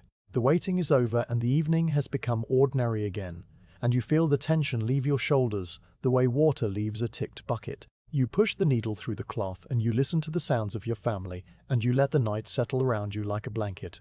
The lamp outside the window flickers and the mist presses against the glass. You will go to bed in an hour after you have banked the fire and checked the children one more time. But for now, you sit and you sew and you do not wait for anything because the waiting is done until tomorrow. Tomorrow the siren will sound at 5:30 and you will stand at the door watching his lamp bob down the lane, and then you will wait again. But that is tomorrow. Tonight he is home, and the stew is eaten and the fire is warm and the children are quiet, and you let yourself feel the small relief of another day finished. He comes in covered in coal dust from head to toe, the black grit settled into the creases of his neck and the backs of his hands, and the hollows around his eyes where his goggles press against the skin. The dust is so fine that it's worked its way through the weave of his shirt and into the wool of his trousers, and you can see the dark line where the cuff of his sleeve meets his wrist. He stands in the middle of the kitchen for a moment, dripping a small circle of black onto the slate floor, and you do not scold him because the floor is already grey, and a little more dust will not change it. You have already heated 2 large kettles of water on the range, and you have filled the tin tub in front of the fire. The tub is an oval shape made of galvanized metal, with a rolled rim that has worn smooth from years of hands gripping it. You set it on a folded sack to keep it from sliding on the slate, and you place the wooden stool beside it for him to sit on. The fire is burning high because you added extra coal when you heard his step on the lane, and the flames reflect off the metal of the tub and the wet surface of the water. He strips down to his long johns without any self-consciousness, because you have been married for 11 years, and there is no part of him you have not seen 100 times. His long johns are grey wool with a flap in the back, and the knees are stretched and thin from kneeling in the seams. He sits on the wooden stool, and you help him pull the long johns off over his head, lifting his arms one at a time and working the damp wool past his ears. His body underneath is thin and hard, with a permanent curve to his shoulders from stooping in low seams, and a network of small scars on his forearms where sharp coal has cut through his sleeves. He sits in the tub, and the water rises up to his waist. The tub is not large enough for him to stretch his legs, so he keeps his knees bent and his arms resting on the rolled rim. You take the first kettle and pour the hot water slowly over his shoulders, letting it run down his back and into the tub. The water turns grey immediately as the coal dust washes off his skin, and you watch the grey swirl spread through the clear water like smoke through air. He sighs once, a small sound that is not quite a word, and you know that the heat feels good on his tired muscles even though the water is already becoming dirty. You take the hard brush from the hook by the range and you dip it in the kettle water to soften the bristles. The brush has a wooden back and stiff brown bristles that have been worn down on the ends from years of scrubbing. You put a piece of soft soap on the bristles, and you begin to scrub his back, working in long strokes from his shoulders down to his waist. The lather is grey at first, and then becomes white as the dust lifts from his skin. He leans forward slightly to give you better access to his shoulder blades, and you scrub the hollow between his shoulders where the dust settles deepest. You scrub his arms next, lifting each arm and holding it while you work the brush from his wrist to his elbow to his shoulder. The skin on his forearms is rough and dry, and the brush catches on the small calluses. He does not flinch because he is used to the feeling. You scrub his hands one at a time, spreading his fingers and brushing between them and working the bristles into the creases of his palms. His fingernails are black at the edges, and no amount of scrubbing will make them clean because the dust lives under the nail and only grows out as the nail grows. You know this, and you do not try to scrub the black away completely. You pour more hot water from the second kettle over his chest and his stomach and his legs.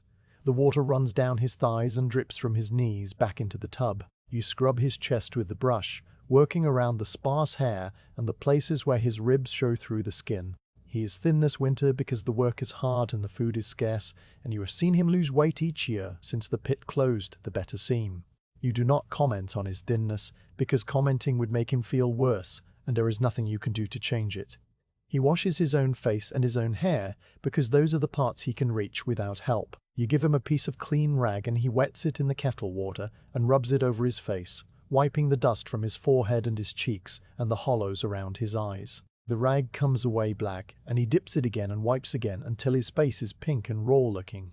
He pours the last of the second kettle over his head, and the water runs down his neck and his chest in grey streams. His hair is thin on top, and the water makes the remaining strands lie flat against his scalp. You take a clean cloth and you wipe his back and his arms and his chest, drying the skin that is still wet from the rinse. The cloth is rough from many washings, and it leaves red marks on his shoulders where you press too hard. He stands up from the tub, and the water drips from his body onto the sack on the floor. You wrap a dry towel around his waist, and he holds it while you dry his legs and his feet. His feet are hard and calloused, with thick yellow nails and a small bunion on the left foot where his boot rubs. You dry between his toes, because the dampness between toes leads to cracking, and cracking leads to infection, and infection means he cannot work. You give him a clean shirt from the shelf and a clean pair of trousers that you mended yesterday. The shirt is grey flannel with a button missing at the collar, and you have sewn a small patch on the elbow where the fabric wore thin. He pulls the shirt over his head and buttons it with fingers that are still stiff from the day's work. He steps into the trousers and pulls them up, and fastens the brass button at the waist. The trousers are loose on him now because he has lost weight, but you have taken in the waist twice already, and you cannot take it in again without making the pocket sit crooked. He sits in the chair by the fire while you empty the tub. The water is black and thick with coal dust, and you carry the tub to the door and tip it out onto the earth outside. The water soaks into the ground and leaves a dark stain that will still be visible tomorrow. You rinse the tub with a bucket of clean water, and you tip that water out as well. You hang the tub on its hook behind the door, and you wipe the floor where the water splashed. The slate is wet, and you spread a rag on the floor to catch the drips from the tub when it is used again tomorrow. You sit down across from him with your own cup of tea. The fire is still burning high, and the light from the flames moves across his face. He looks older than his age, which is 32. The lines around his eyes are deep, and the skin under his chin is loose from the weight loss. He has a cough that comes and goes, and you hear it now as he settles into the chair, a dry cough that starts in his chest and works its way up. He covers his mouth with his hand, and the cough subsides after a few seconds.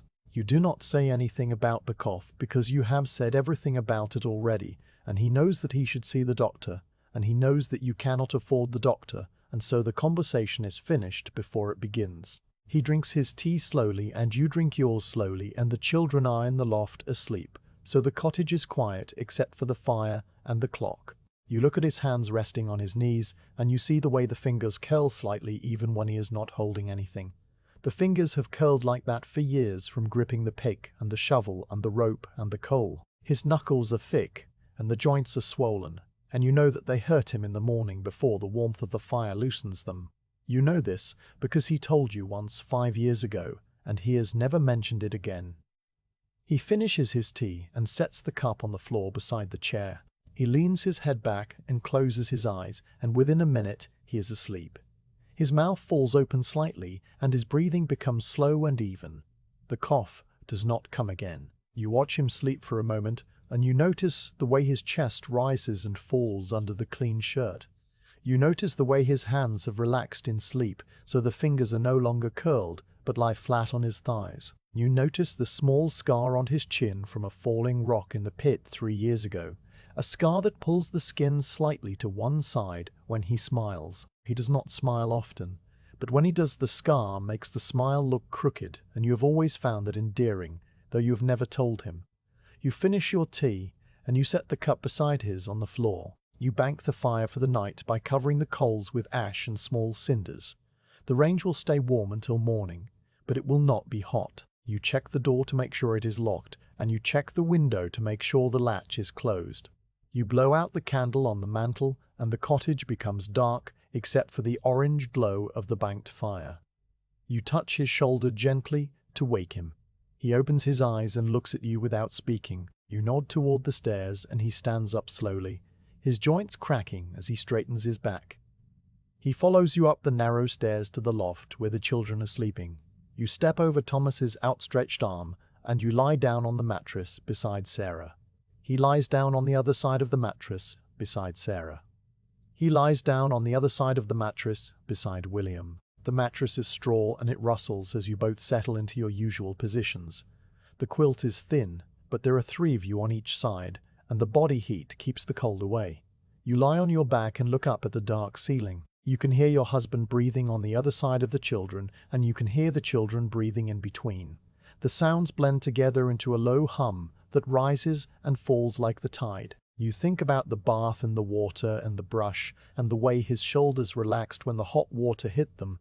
You think about the black water tipping out onto the ground and the clean shirt on his back and the cough that comes and goes. You think about tomorrow when you will heat the washer again and fill the tub again and scrub the dust from his skin again.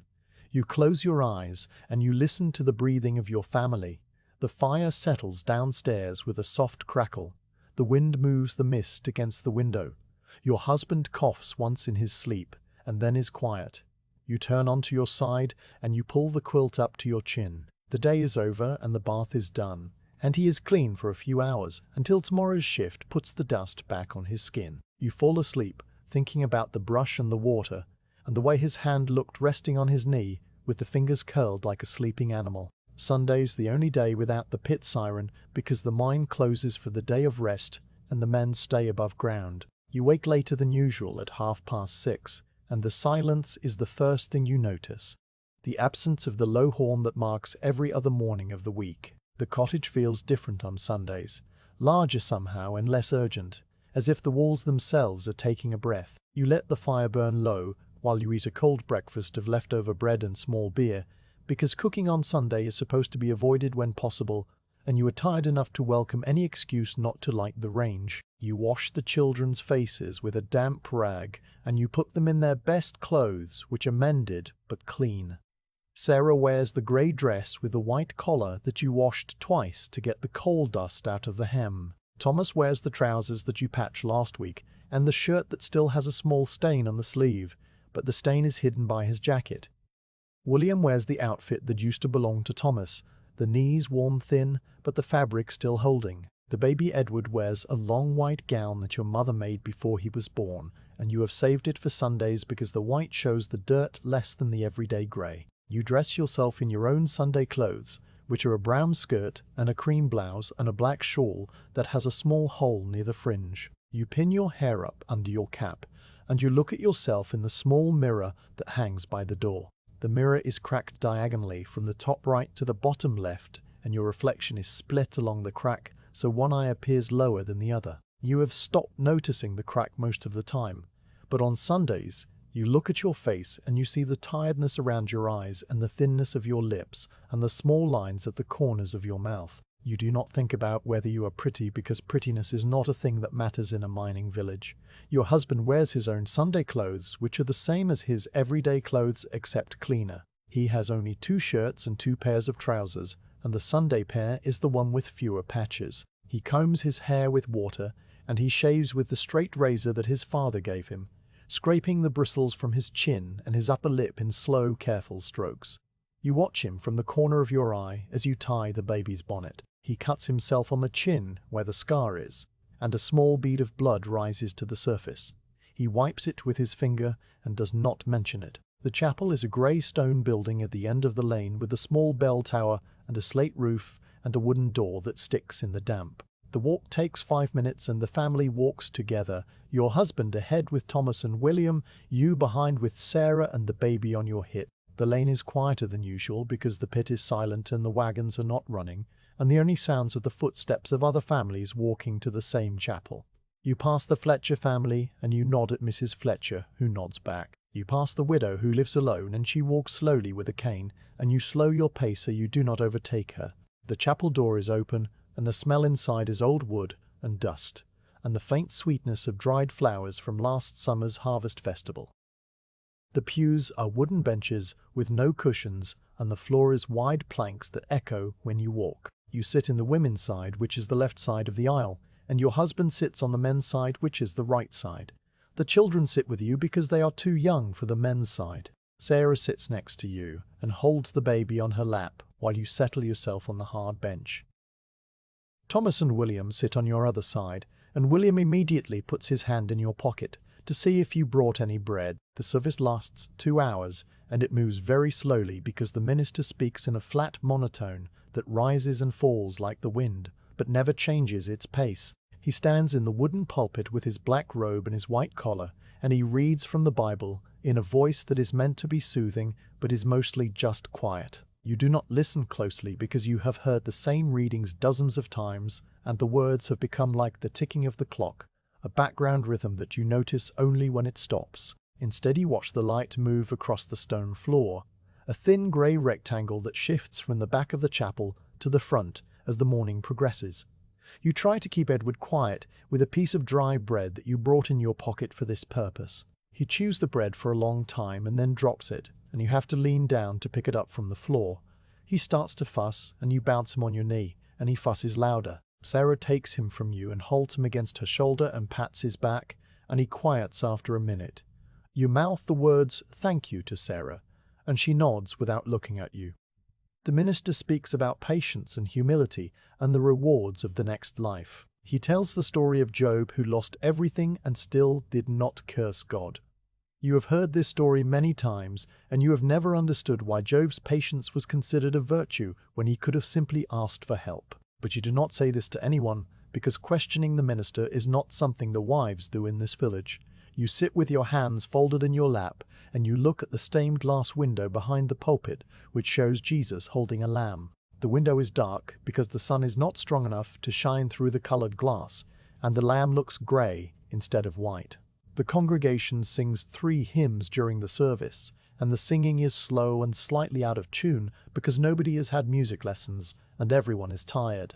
You know the hymns by heart, and you sing without looking at the book, your voice blending with the other women's voices into a low murmur that fills the stone space and echoes off the ceiling. The hymns are about rest and about heaven and about the shepherd who leads his sheep through the dark valley. You think about the dark valley of the pit, and you wonder if the shepherd goes underground, but you decide that he probably does not. Between the hymns you kneel on the hard wooden floor, and you bow your head, and you close your eyes. The kneeling is uncomfortable, and your knees ache after a few minutes, but you do not shift your weight, because shifting would make noise, and noise would draw attention. You do not pray for anything specific, because you have learned that specific prayers lead to specific disappointments. Instead, you let your mind go empty, and you listen to the sounds of the chapel, the creak of the pews, the rustle of dresses, the cough of an old man in the back row, the small sneeze of a child 2 rows ahead. These sounds become a kind of prayer in themselves because they are the sounds of people being quiet together, and that feels like enough. The service ends with a blessing that the minister says with his hands raised over the congregation. You stand up and you pick up the baby from Sarah's lap, and you wait for the row to file out. The woman in front of you turns and smiles, and you smile back. The man behind you says good morning to your husband, and your husband nods. The air outside is colder than it was when you went in, and you pull your shawl tighter around your shoulders. After the service, you walk home slowly with the baby on your hip, and you let the children run ahead to chase a stray chicken that is pecking at something in the lane. Thomas catches up to the chicken, and the chicken squawks and flaps its wings and runs into the Fletcher garden. Thomas runs after it, and you call him back because the Fletcher garden is not your garden, and the Fletchers do not like children stepping on their cabbage. Thomas comes back with a sheepish look on his face, and you do not scold him because it is Sunday, and scolding feels wrong on the day of rest. Your husband walks beside you without speaking, and you walk beside him without speaking. The silence between you is not uncomfortable because you have been silent together for 11 years, and the silence has become a kind of conversation. You know that he is thinking about tomorrow and the work waiting for him underground. He knows that you were thinking about tomorrow and the washing waiting for you by the range. Neither of you says these things because saying them would not change them. You reach the cottage and you go inside and you put the baby on the hearth rug. You take off your Sunday clothes and hang them on the hook behind the door because they need to stay clean for next Sunday. You put on your everyday dress and your everyday apron, and you feel yourself relax into the familiar fabric. Your husband changes into his everyday trousers and sits in the chair by the fire. The children change out of their best clothes and into their everyday clothes, and the pile of Sunday clothes hangs on the hooks waiting for the next week. You make a simple dinner of bread and cheese and pickled onions because you do not cook on Sunday. The cheese is a small piece of hard yellow that you bought from the traveling merchant last month, and you have been saving it for Sundays. You cut it into thin slices, and you divide the slices among the plates. The pickled onions are from the jar in the pantry, and you give each child one onion, and you take one for yourself and one for your husband. The meal is cold and simple, and the children eat without complaining, because they know that Sunday dinner is never hot. In the afternoon you read a few verses from the family Bible, which sits on the shelf next to the clock. The Bible is old, and the cover is cracked, and the pages are brown at the edges. You open it to the book of Psalms because the Psalms are short and repetitive, and they do not require much thought. You read aloud in a low voice, while the children sit on the hearth rug and listen or pretend to listen. The 23rd Psalm is the one you read most often because it is the one you know by heart, and because the words about green pastures and still waters make the cottage feel calmer somehow. You read the words slowly, giving each phrase its own space, and when you finish, you close the Bible and put it back on the shelf. The afternoon stretches out with nothing to do, and you let yourself do nothing. You sit in the chair by the window, and you watch the light fade from the sky. The children play a quiet game of button rolling on the floor. Your husband sleeps in his chair with his mouth open and his hands resting on his knees. The baby sleeps on the hearth rug with his cheek pressed against the warm slate. You do not sew on Sunday because sewing is work and Sunday is for rest. You simply sit and you watch and you listen and you let the hours pass without trying to fill them. The clock ticks toward evening and you think about the day that is ending and the week that will begin tomorrow. Tomorrow the siren will sound at 5:30 and you will stand at the door watching his lamp bob down the lane. Tomorrow you will wash and mend and cook and wait. But today is Sunday and the pit is silent and the chapel bells have rung and the Bible has been read and the family has rested. You close your eyes and you let the quiet settle around you like a blanket, and you stay that way until the light is gone and the evening is dark and it is time to put the children to bed. The winter brings coughs that do not go away because the damp air settles in the chest and the coal dust from the pit hangs in the cottage even when the men are not home. You first notice the baby Edward has a fever on a Tuesday morning when you lift him from the cradle, and his skin feels hotter than the kettle. His cheeks are red and his eyes are glassy and he does not want to nurse, which is unusual because he usually nurses with a fierce determination that leaves you sore. You hold him against your shoulder and he whimpers instead of crying, a thin sound that goes on and on like a small animal caught in a trap. You keep him wrapped in a blanket near the range because the warmth helps with the fever and because the cottage is cold, even with the fire burning. You feed him spoonfuls of warm water with a little honey dissolved in it, because honey soothes the throat, and because you have no medicine and no money for the doctor. He takes the spoon in his mouth and swallows a little and then turns his head away. You wait a few minutes and try again, and this time he takes 2 spoonfuls before turning away. You do not force him because forcing makes him cry, and crying makes the cough worse. The other children catch the cough one by one over the next few days. Thomas wakes up with a sore throat and a runny nose. But he does not have a fever, so you send him outside to fetch kindling, because fresh air is good for a cold as long as it is not too cold. William develops a cough that sounds like a seal barking, and you keep him inside by the fire with the baby. Sarah has a headache and a low fever, but she is 9 years old and strong, so you give her a cup of elderflower tea, and she sits on the hearthrug and reads her almanac. Your husband comes home from the pit with a cough that is worse than usual, and you add a spoonful of honey to his tea without asking.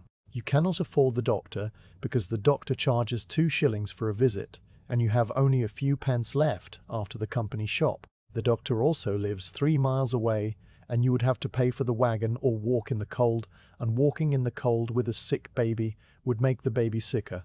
So you rely on Margaret from 2 doors down, who knows about herbs because her grandmother was a healer in the old country before the family came to the pit. Margaret is a widow with no children of her own, and she spends her days tending her small garden and her evenings sitting by her fire with her cat. She has helped you before with the children's coughs, and with the rash that William had last spring, and with the cut on Thomas's foot that would not stop bleeding. You go to Margaret's door on Wednesday morning after the baby has refused to eat for the 2nd day. The rain is falling in a thin, steady mist, and you hold your shawl over the baby's head to keep him dry. Margaret opens the door before you knock because she saw you coming through her window. She takes one look at the baby and nods and tells you to come inside. Her cottage is smaller than yours and warmer because she keeps the fire burning high all day. The cat is a grey tabby that sleeps on the hearth and does not move when you step over it. Margaret puts a kettle on the fire and goes to her shelf where she keeps a collection of small jars and muslin bags. She takes down a bag of dried coltsfoot and a bag of dried mullein and a small jar of mustard seed. She measures the herbs into a clay bowl and pours hot water over them and covers the bowl with a plate to let them steep. The smell is strong and green and slightly bitter. She tells you that coltsfoot is for the cough and mullein is for the chest and mustard seed is for drawing the heat out of the fever. You nod because you do not know if any of this works, but you trust Margaret because she has never given you bad advice. While the tea steeps, Margaret looks at the baby's throat by tilting his chin up and pressing his tongue down with the handle of a wooden spoon. The baby cries, but his throat is red and swollen, and Margaret says that it is the croup, but not the bad kind. The kind that will pass in a few days if you keep him warm and give him the tea and keep the air moist by setting a pot of water to steam on the range. You feel a cold weight in your stomach because the croup is what killed Mary, and you have not forgotten the sound of Mary's breathing in the night before she stopped. Margaret sees your face and puts her hand on your arm and says that this croup is different because Edward is older and stronger and because the winter is not as harsh as the winter when Mary died. You take the tea back to your cottage and you strain it through a clean cloth into a small cup. The tea is brown and smells of grass, and you add a spoonful of honey to make it taste less bitter. You sit by the fire with the baby on your lap and you give him the tea, a drop at a time from the tip of your finger.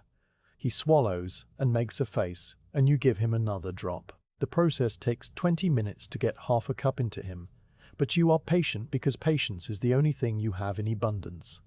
Margaret comes to your cottage in the afternoons and sits with you while you both work on your sewing. She brings her own mending basket and she sits in the chair by the window and sews while you sew. She does not talk much because talking is not why she comes. She comes because a cottage with a sick baby is a lonely place and because sitting with another woman makes the time pass more quickly. She tells you about her husband's accident in a low, flat voice, not seeking sympathy, but simply filling the silence with words that do not require a response. Her husband was killed by a roof fall 5 years ago, and she has been alone ever since. She says that she does not miss him anymore, but she misses the sound of another person breathing in the dark. You do not know what to say to that, so you say nothing, and she does not expect you to say anything. The baby's fever stays high for 3 days, and on the 4th day it breaks. You wake in the night to find him soaked with sweat and cool to the touch for the first time in almost a week. You hold him against your chest, and you feel the sweat soaking through your nightdress, and you do not care because the fever is gone. He opens his eyes and looks at you, and he makes a small sound that is not a cry, but a request for food.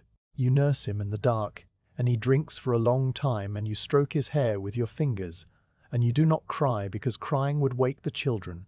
The cough lingers for another week, but it becomes weaker each day until it is just a small dry hack that happens once or twice an hour. You keep giving him the coltsfoot tea, and you keep the steaming pot on the range, and you keep him wrapped in the blanket near the fire. Margaret comes every other day to check on him, and each time she says he looks better. You thank her for the herbs, and you give her a small jar of pickled onions in return, because you cannot pay her in money, but you can pay her in food. She takes the jar and nods and goes back to her own cottage. Thomas recovers quickly because he is 7, and his body fights off the cough like a small animal fighting off a predator. He is running and asking questions again within 4 days, and you have to tell him to be quiet because the baby is sleeping. William takes longer to recover because he is 5, and his lungs are weaker. His cough hangs on for 2 weeks, and you worry that it will settle into his chest and become something worse. But Margaret gives you a poultice of mustard seed and flour that you put on his chest at night, and the heat from the poultice seems to loosen the phlegm. He coughs up thick yellow mucus one morning, and after that his breathing becomes easier. Sarah never gets very sick because she is 9 and strong, and she drinks the elderflower tea without complaining even though it tastes like boiled grass. She helps you with the baby while you tend to William, and she keeps the fire burning and the water boiling without being told. You watch her moving around the cottage with the baby on her hip, and you see the woman she will become in a few years, and you feel a pride that is too heavy to put into words. You tell her that she is a good girl, and she says that she is just doing what needs to be done, and you hear yourself in her words, and you do not know whether to smile or cry. Your husband's cough does not go away because his cough never goes away. The dust in his lungs is permanent, and the winter air makes it worse, and the sickness in the cottage adds a wetness to his chest that was not there before. He comes home from the pit each evening and sits by the fire and coughs into his hand for 10 minutes before he can speak. You give him the coltsfoot tea, and he drinks it without comment. But the tea does not help as much as it helps the children, because his lungs are old and the dust has been settling in them for 15 years. You know that his cough will not go away until he stops working in the pit, and he will not stop working in the pit until he is dead. So you accept the cough the way you accept the rain and the cold and the grey sky. The winter continues and the sickness goes through the village the way a wave goes through a pond. The Fletchers lose a baby to the croup, and you go to the funeral and stand in the back of the chapel with your shawl pulled tight. Mrs. Nard. Fletcher does not cry during the service because she has no tears left after crying for 3 days straight. You do not know what to say to her, so you take her hand and hold it for a moment, and then you walk home.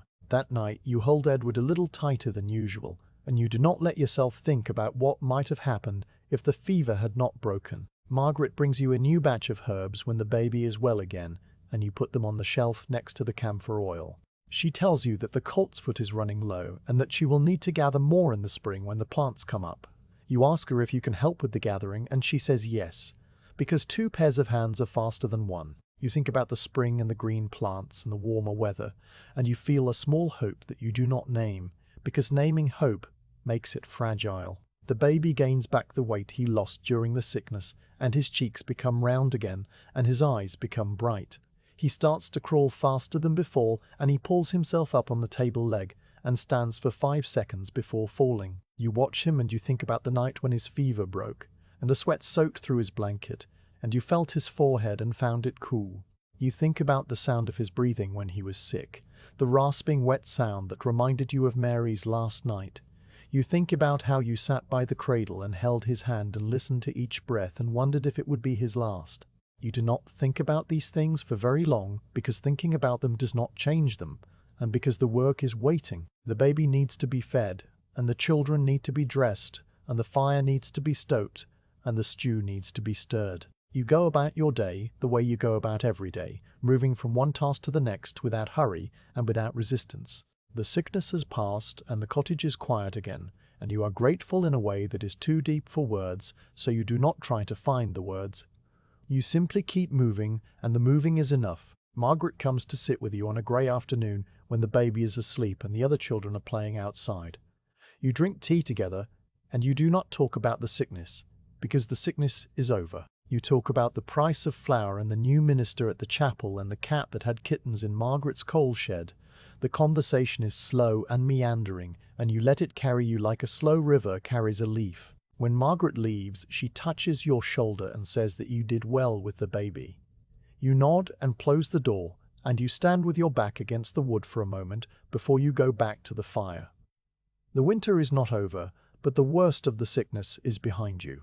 The baby is alive and the children are recovering, and your husband still comes home each evening with his cough and his tired eyes and his black dust. You have learned that this is what life is, a series of sicknesses and recoveries, losses and survivals, winters and springs. You do not fight against the pattern because fighting is exhausting and the pattern will win in the end. Instead, you move with it the way the water moves with the current, slow and steady and without complaint. You put another lump of coal on the fire, and you sit down in the chair and you take up your mending, and you let the afternoon pass over you like a wave passing over a stone on the riverbed. You wake in the dark to the sound of the iron kettle already simmering on the grate, the same kettle on the same range, in the same cottage where you have woken for 11 years. The baby who was Edward is now walking, and he sleeps in the loft with the others instead of in the cradle by the fire. Thomas has started working part-time at the pit picking slate from the coal on the surface, and his hands are already developing the same small calluses you see on your husband's palms. Sarah's hands are chapped from the washboard just like yours, and she no longer needs you to show her how to mend a sock, because she has learned to do it herself while you tend to the younger ones. The cottage still smells of coal smoke and boiling clothes, and the slate floor is still cold through your wool stockings. You swing your legs out from under the patchwork quilt and place your bare feet on the floor, the shock of the cold waking you, fully as it has done thousands of mornings. You light the tallow candle from the embers of last night's fire, and the flame wobbles in the draught from the window, throwing moving shadows across the plaster walls that you have watched so many times you could draw them from memory. You pull your shawl around your shoulders and kneel in front of the range to rake the ash from the grate, adding small lumps of coal from the wooden box and arranging them carefully with the iron poker until the flames lick up evenly. The kettle begins to sing, and you move it to the cooler side of the range top so it does not boil dry. You stir the porridge pot with the long wooden spoon, adding a pinch of salt from the blue dish on the mantel, the same blue dish that your mother gave you when you married, and that has a small chip on the rim from the time Thomas dropped it 2 years ago. You slice the bread from the loaf you baked yesterday, cutting 8 thin pieces because Thomas takes a larger portion now that he is working. You fill the tin lunch pail with cold tea and lay a thick slice of bacon on top of the bread inside the pail, the same bacon from the same company shop, wrapped in the same brown paper. Your husband dresses without speaking, as he always does, pulling on the thick wool trousers stained black at the knees and the flannel shirt with the torn cuff that you mended again last week. He sits in the chair by the fire and eats his porridge in silence, while you pour his tea into the chipped mug that has been chipped for as long as you can remember. His hands rest on the table and you notice that the broken nail on his right thumb has grown out a little, but the cut on his knuckle is new, a fresh scrape from yesterday's work. You do not ask about it because asking would not change it. The children wake one by one and come down the narrow stairs. Sarah is 10 now and she carries William, who is 6, because William is still dreamy in the morning and moves slowly. Edward is 2, and he toddles to the hearth and stands with his hands on the warm iron of the range, looking up at you with the same grey eyes as his father. Thomas comes down last, already dressed in his work clothes, because he goes to the pit with his father now, not underground, but on the surface where he sits on a wooden stool and picks pieces of slate from the coal as it comes up the conveyor. He earns 4 pence a day, and you save every penny in the china jar for the winter when the work is slower. Your husband puts on his jacket and his cap and picks up his safety lamp from the hook by the door. Thomas picks up his own smaller lamp and a cloth bag with his lunch pail inside. The pit siren sounds at 5:30, the same low continuous note that has marked the beginning of every weekday for as long as you have lived in this village. You stand at the door and watch them walk down the lane together, father and son, their lamps bobbing side by side in the grey mist. Your husband's step still drags slightly on the left, and Thomas's step is quick and light beside him. You watch until the lamps disappear into the mist near the pit head, and then you close the door.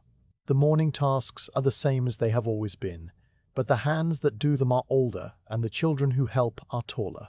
Sarah pours the porridge into bowls while you hold Edward on your hip. William sits at the table and sorts his pebbles into rows, the same pebbles he has been sorting for 2 years, though he has added a few new ones that he found near the slag heap. You give Edward a spoonful of porridge from your own bowl, and he opens his mouth like a small bird and then grabs the spoon from your hand and tries to feed himself. Porridge drips onto his shirt and onto the table and onto the floor, and you wipe it up with a damp rag without frustration because you have done this for 4 children now, and you know that a little mess is not worth the energy of anger.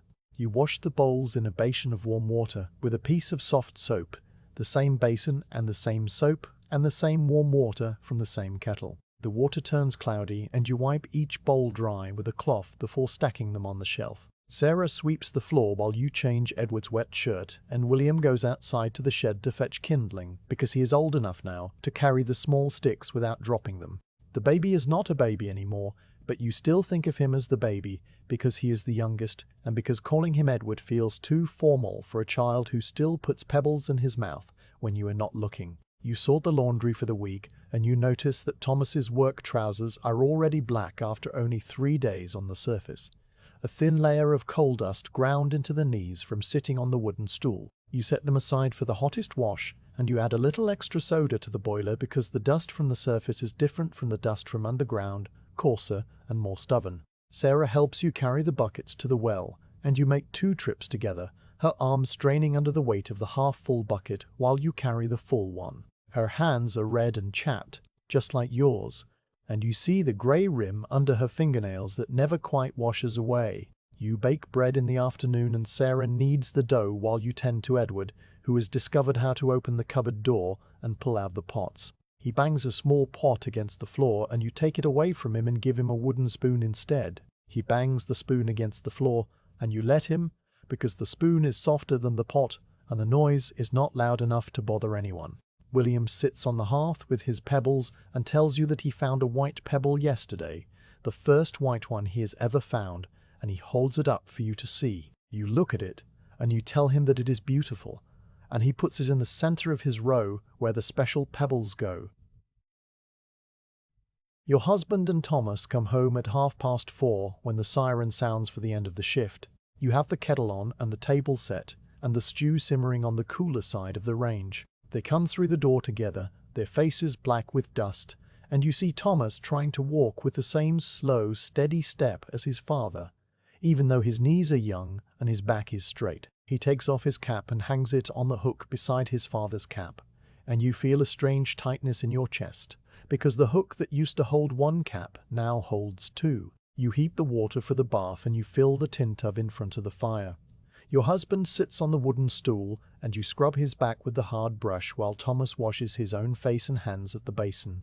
Thomas is old enough now to wash himself, and you have taught him to scrub behind his ears and between his fingers and under his nails. He does not do it as thoroughly as you would like, but he does it well enough and you remind yourself that he will learn with time the way his father learned and the way you learned. You pour the hot water over your husband's shoulders and you watch the grey swirls spread through the clear water. His shoulders are more curved than they were a year ago, and his cough comes and goes throughout the bath, a dry hack that he covers with his hand. You give him the colt's foot tea after the bath, and he drinks it while sitting in the chair by the fire, the same chair in the same spot where he has sat for 11 years. Thomas sits on the hearthrug with William, and they play a game of marbles that Thomas brought home from the pit, a chipped glass marble that someone dropped near the conveyor. Edward climbs into your lap and falls asleep with his head on your shoulder, and you hold him while you drink your own tea. The evening passes slowly, as it always does, the clock ticking, and the fire crackling, and the children playing quietly on the rug. You mend a tear in Thomas's work shirt, while Sarah darns a hole in William's sock. Your husband reads the newspaper that he brought from the pit office, a week-old paper that someone left on the bench, and he moves his lips as he reads, because he never learned to read silently. William asks his father what the newspaper says, and his father tells him that it says the same thing it said last week, that the coal trade is slow and the winter will be hard. William accepts this answer and returns to his pebbles. You bank the fire for the night, and you check the door and the window and the latch on the cupboard where you keep the flour. You blow out the candle on the mantel, and the cottage becomes dark except for the orange glow of the banked fire. Your husband goes up the stairs first, and you follow with Edward on your hip, stepping over the toys and the shoes and the small pile of kindling that William forgot to put in the box. The loft is warm with the heat rising from the range below, and you lay Edward in the crib that has been used for 5 children now, the wood worn smooth and the paint long since rubbed away. You lie down on the mattress beside Sarah, and your husband lies down on the other side of the children. The straw rustles as you settle into your usual positions, and you pull the quilt up to your chin. The quilt is thin and patched in 3 places, but it is warm enough when there are bodies on both sides. You listen to the breathing of your family in the dark, the slow rhythm of your husband's breath, with its small catch at the end of each exhale, the quick light breath of Thomas who dreams of running, the soft even breath of William who sleeps with his thumb in his mouth, the small grunting breath of Edward who has rolled onto his stomach despite being put on his back, the steady breath of Sarah who sleeps like a stone. You close your eyes and you add your own breath to the chorus. The siren will sound at 5:30 tomorrow morning, and you will stand at the door watching 2 lamps bob down the lane instead of 1. The work will be the same, and the days will be the same, and the years will be the same, one following the next, like the ticks of the clock on the mantel. You do not wish for a different life because you have never known a different life, and because wishing would change nothing. You simply lie in the dark and listen to the breathing and feel the warmth of the children beside you and the weight of the day settling into your bones. The fire settles downstairs with a soft crackle, and the wind moves the mist against the window, and the clock ticks on the mantel where no one can see it in the dark. You turn onto your side and you pull the quilt up a little higher, and you let yourself drift towards sleep the way a leaf drifts toward the ground, slowly and without resistance. The day is over, and tomorrow will come, and you will wake in the dark to the sound of the iron kettle already simmering on the grate. That is not a sadness or a happiness. It is simply the shape of your life, worn smooth by repetition like the handle of the wooden spoon or the rim of the tin tub, or the step where you stand each morning to watch the lamps disappear into the mist. You fall asleep before you finish the thought, and the breathing of your family fills the dark until the siren sounds again.